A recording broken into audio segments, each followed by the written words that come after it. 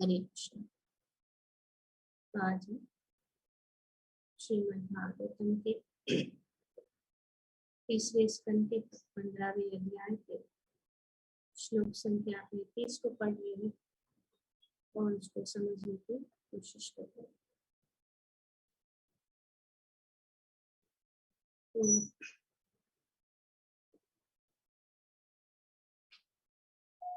जब चार कुमार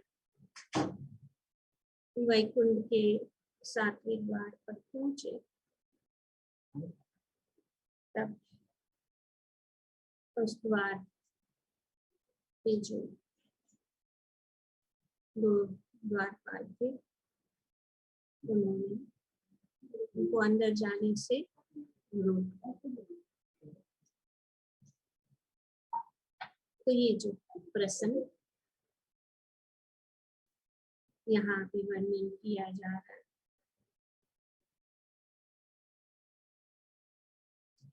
ब्रह्मा जी द्वारा,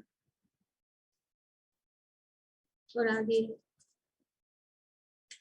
पिछले श्लोक में ये बताया गया कि चार कुमार सोचने लगे,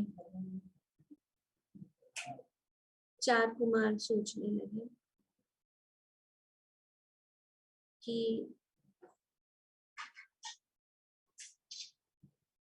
ये दो जो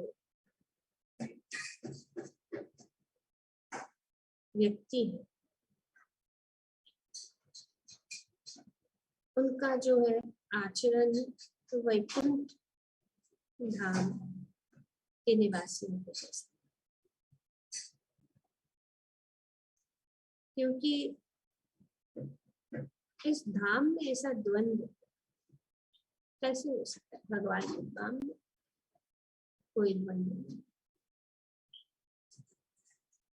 तो उन्होंने सोचा कि उनको यहाँ रहने लायक नहीं,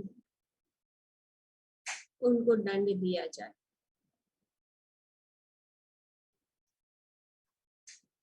और कैसा दंड होना चाहिए? ऐसा दंड होना चाहिए जो उपयुक्त, उनको दंड दिया जाए वो उपयुक्त हो, क्योंकि इस तरह से अंततः उन्हें लाभ दिया जा सकता है। तो ये साधु पुरुष ऋषि मुनि जो है, अगर वे दंड देते हैं तो हमारे लाभ के लिए, तो यहाँ वे यही सोच के दे रहे,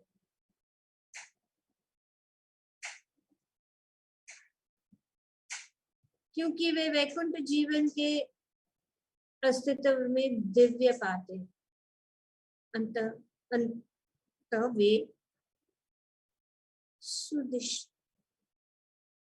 दूषित और उन्हें इस स्थान से भौतिक जगत में भेज दिया जाना चाहिए जहाँ जीवों के 3 प्रकार के शत्रु होते हैं। तो इस प्रकार से पिछले श्लोक में हमने इस बात को अच्छी तरह समझा जो भक्तों द्वारा वर्णन किया गया। तो वे जो है तैयार हो गए श्राप को दंड देने के। तो अभी जब जय ने देखा कि अभी उनको श्राप मिलने वाला है तो वे बहुत ही भयभीत हुए। जब वैकुंठ लोक के द्वारपालों ने जो कि सचमुच ही भगवत भक्त थे यह देखा कि वे ब्राह्मणों द्वारा शापित होने वाले हैं, तो वे तुरंत बहुत भयभीत उठे और अत्यधिक चिंतावश ब्राह्मणों के चरण में पर गिर पड़े। क्योंकि ब्राह्मण के शाप का निवारण किसी भी प्रकार के हथियार से नहीं किया जा सकता।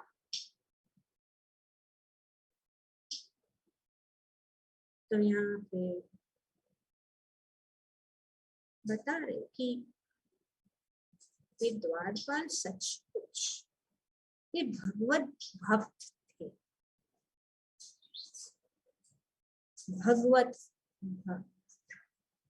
और श्रील प्रभुपाद जी बहुत सारे सिद्धांत जो है अपने तात्पर्य में बताते हैं, जो हमारे लिए बहुत महत्वपूर्ण है, जिसे हमें समझना। पहली बात जो प्रभुपाद जी बताते हैं, यद्यपि संयोग वंश द्वारपालों ने ब्राह्मणों को वैकुंठ द्वार में प्रवेश करने से रोककर भूल की थी। पहली बात ये है, तो महत्वपूर्ण शब्द ये है, संयोग वंश। बाय चांस वे भक्त थे, उनका कोई प्लान नहीं था, या उन्होंने जो है ऐसा नहीं सोचा था। घमंड या ये कौन है, कैसे जा, वे अपना कर्तव्य निभाते समय वे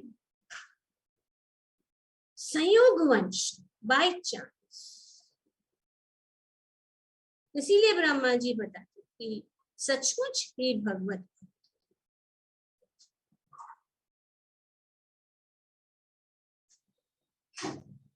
तो कभी कभी ऐसा हो जाता, हम देखते हैं कि कभी भी भक्ति के मार्ग में भी हमारे जीवन में कभी हम भूल कर लेते, भूल हो जाती, संयोग नहीं चाहते हुए। जैसे अर्जुन कहते कि नहीं चाहते हुए भी क्यों हम पाप, नहीं चाहता, कोई नहीं चाहता, लेकिन संयोग कभी कभी, क्योंकि हम इस भौतिक जगत में हैं, प्रकृति के गुणों के अंदर जो है हम बंधे हुए हैं, और इसीलिए हम कभी भूल कर सकते। जैसे कि यहाँ देखते कि महान भक्त जो है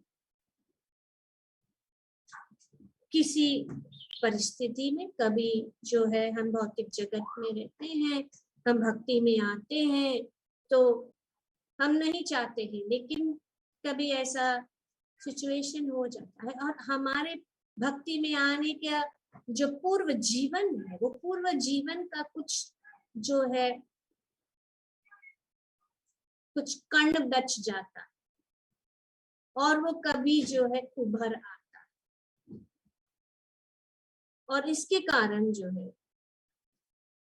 भक्ति में रहते हुए भी कभी कभी ऐसा हो जाता। ये तो भक्त को कभी भी कोई गलत कार्य नहीं कर सकते बाय चांस। जैसे भगवत गीता में भी भगवान और प्रभुपाद जी अपने तात्पर्य में बताते कि there is always a chance of accidents even in the royal roads. पर दूसरा जो पॉइंट आगे प्रभुपाद जी बताते हैं कि हमें क्या करना,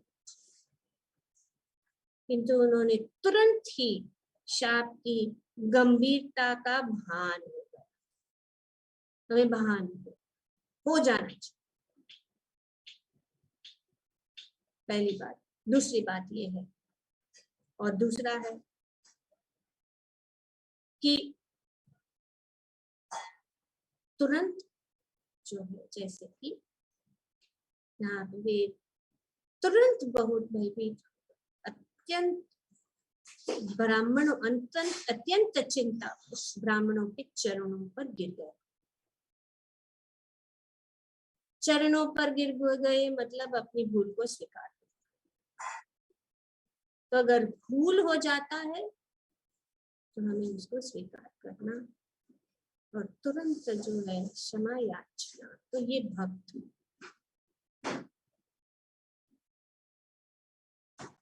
ये महानता।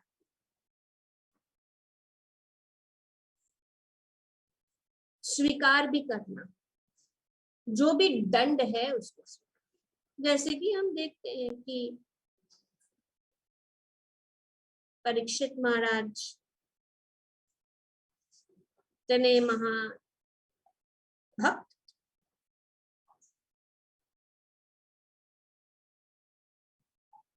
पर उनसे भी गलती हो गई। वे जो है वे बिना चाहते हुए, बिना का, वे इतने महान भक्त थे कि भूख और प्यास उनको नहीं सता सकती थी, लेकिन वे प्यास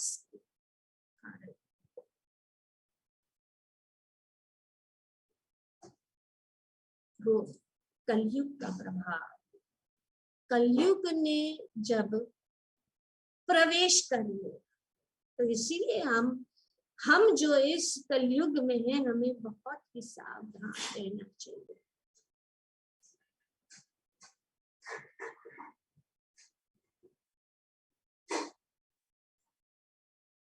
तो इसीलिए कि वे इतने महान भक्त परीक्षित में,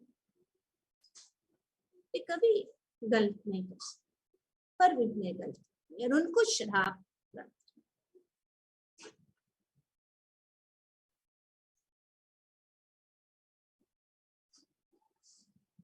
तो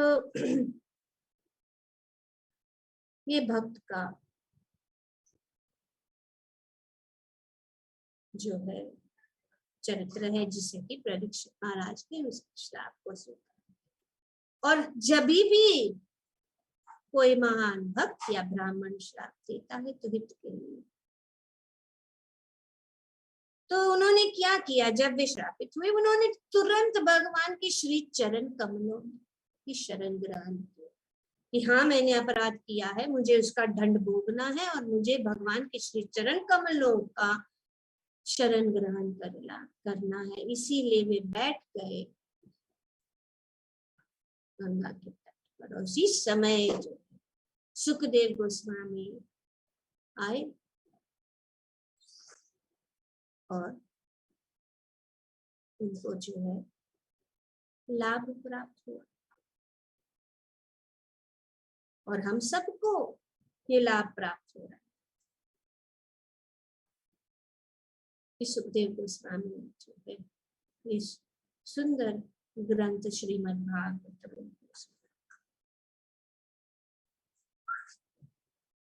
तो इसीलिए यहाँ पे कि बताया जा रहा है कि ये सोच रहे थे उनका लाभ,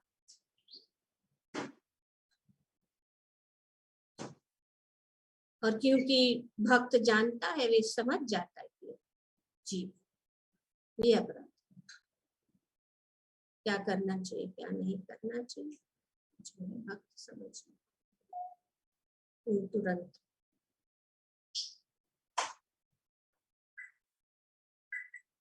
अब अपराध अनेक प्रकार के होते हैं। प्रभुपाद जी जैसे कि सेवा अपराध, नाम अपराध, और इन नाम अपराध में से सबसे पहला जो यहाँ पे बताया, इन सभी अपराधों में से भगवत भक्त का अपमान कर, वैष्णव अपराध।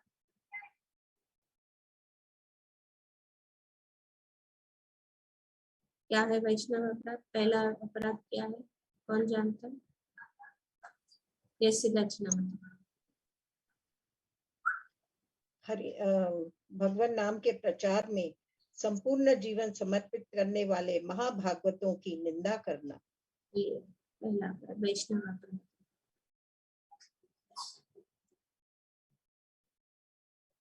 क्योंकि द्वारपाल भी भगवत भक्त थे, अतएव उन्हें अपनी भूल समझ में आ गई, और जब चारों कुमार उन्हें शाप देने जा रहे थे तो वे भयभीत हो। पहले तो ये बात यहाँ पे प्रभुपाद जी बता रहे कि संयोगवश और वे भयभीत हो गए, और ये जो है अपराध उन्होंने कर दिया। और जब उन्होंने जाना कि हमने अपराध किया है तो उन्होंने समायाचना करते, उन्होंने उनके चरणों पर गिर पड़े और उनके चरणों को पकड़ लिया। क्योंकि ब्राह्मण के शाप का निवारण किसी भी प्रकार से, किसी भी प्रकार के हथियार से नहीं किया जा सकता।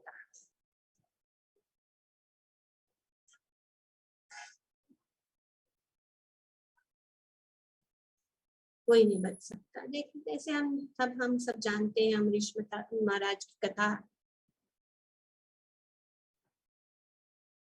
वैष्णव अपराध और ब्राह्मण का शाप, कोई नहीं।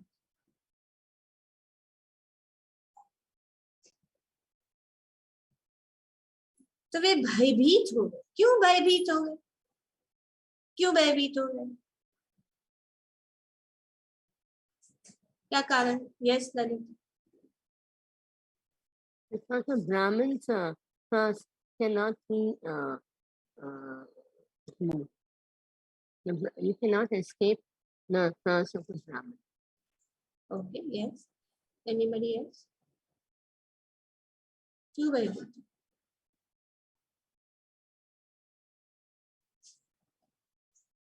यस जय श्री राम। अगर ब्राह्मणों को या वैष्णव के चरणों में अपराध होता है तो हमारी भक्ति नष्ट हो सकती। ओके, बहुत अच्छा। Yes. माता जी वे खुद भगवान के भक्त थे। Okay, yes Amdhu. They understood their mistakes. Okay, Rajeshwari. Yes माता जी, वो भगवान को किसी हालत में भूलना नहीं चाहते थे, उनसे दूर नहीं जाना था। करेक्ट। भयभीत इसीलिए हुए क्योंकि जब वे इस धाम में, इस भौतिक जगत में आ जाएंगे तो भगवान का स्मरण, भगवान का नाम लेना बहुत कठिन हो जाएगा, भगवान की सेवा करनी बहुत कठिन हो जाएगी। वे भयभीत हो गए कि हम वैकुंठ को छोड़कर भगवान के श्री चरण कमलों से दूर हो जाएंगे। वे चाहते थे कि वे नहीं जाए, वे नहीं जाना चाहते, और यही भय था। और भक्त का भय यही है कि कब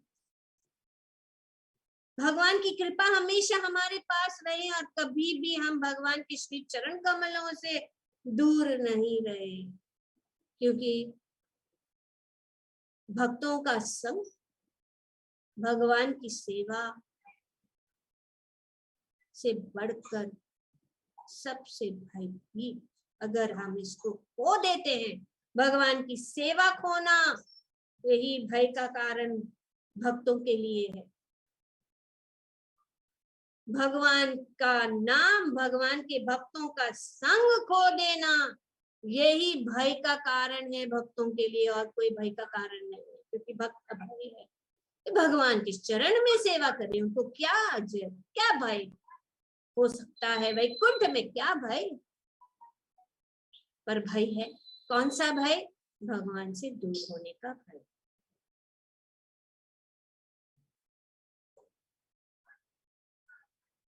तो सोचने लगे कि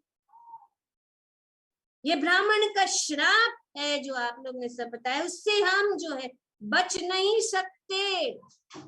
अब ये बहुत ही गंभीर परिस्थिति हो गई है, हम कैसे बचें? और इसीलिए वे बहुत घबरा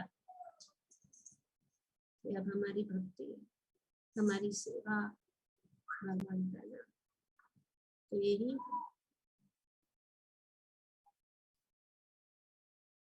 तो इसलिए वे बड़े ये भक्त का भाव है। भक्त सभी कष्टों को सहने के लिए तैयार है। भक्त सभी कष्टों को सहन कर सकता है, लेकिन भगवान के से दूर हो जाने का कष्ट, भगवान से दूर हो जाने का दुख इस जगत में और कोई दुख नहीं है जो इससे बढ़कर है। सबसे बड़ा दुख यही है कि भगवान की सेवा से हम दूर हो जाए, भगवान के नाम जप से हम दूर हो जाए, भगवान का स्मरण से हम दूर हो जाए, भगवान के भक्तों के संग से हम दूर हो जाएं, क्योंकि भक्तों के संग से ही हम जो है हमेशा भगवान की सेवा में लग सकते हैं। अगर कोई हमारे जीवन में लॉस है तो वो सबसे बड़ा लॉस यही है, भगवत भक्तों का संग से दूर। क्योंकि भगवत भक्तों के संग में हमें जो है भगवान का स्मरण हो सकता, अकेले में नहीं हो सकता, संग में हो सकता है। थोड़ा सा भी अगर हम भक्त पसंद करें। इसीलिए प्रभुपाद जी ने सुंदर कार्यक्रम बनाया है कि हम हमेशा भगवान की सेवा किसी न किसी तरह से श्रवणम कीर्तनम विष्णु स्मरणम पाद सेवनम अर्चनम वंदनम दास्यम साक्षी अनेक अनेक सेवा। जैसे आज हनुमान जयंती, तो हनुमान जी किसके प्रतीक है? किसके प्रतीक है? दास्य दास्य रूप, भगवान के दास ये हनुमान जी।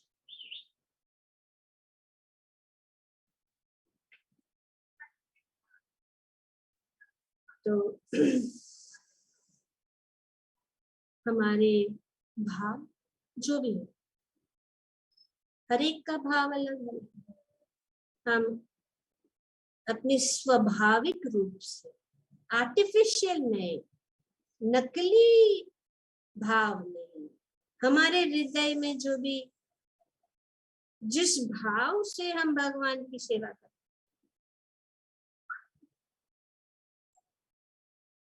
हनुमान जी ने भगवान श्री राम की सेवा में अपना सब कुछ अर्पित कर दिया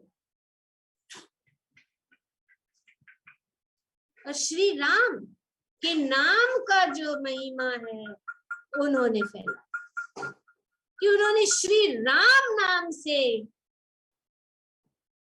800 योजन समुद्र जो है उन्होंने पार कर, श्री राम के बल। तो इस प्रकार से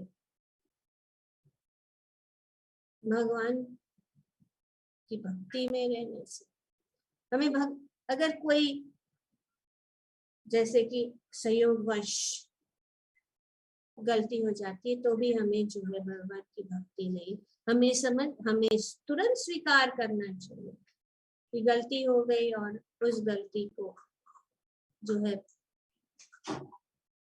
हमें अपने आप को बदलना चाहिए और हमें और भी अधिक जो है भगवान की सेवा में लगना चाहिए। जैसे कि परीक्षित महाराज ने सब कुछ छोड़कर पूरी गहराई से भगवान के नाम, गुण और कार्यकलाप को सुनने का निश्चय, ये हमें नहीं चाहिए कि भी किसी भी परिस्थिति कुछ भी हो जाए हमें स्वीकार करना है और तुरंत हमें ऊपर उठ के भगवान की भक्ति में लग जाना। ग्रंथराज श्रीमद् भागवतम की जय। ओम तत्सत। बहुत बहुत धन्यवाद आप सबका। Thank you very much. आप सबको होने वाली जयंती का शुभकामनाएं।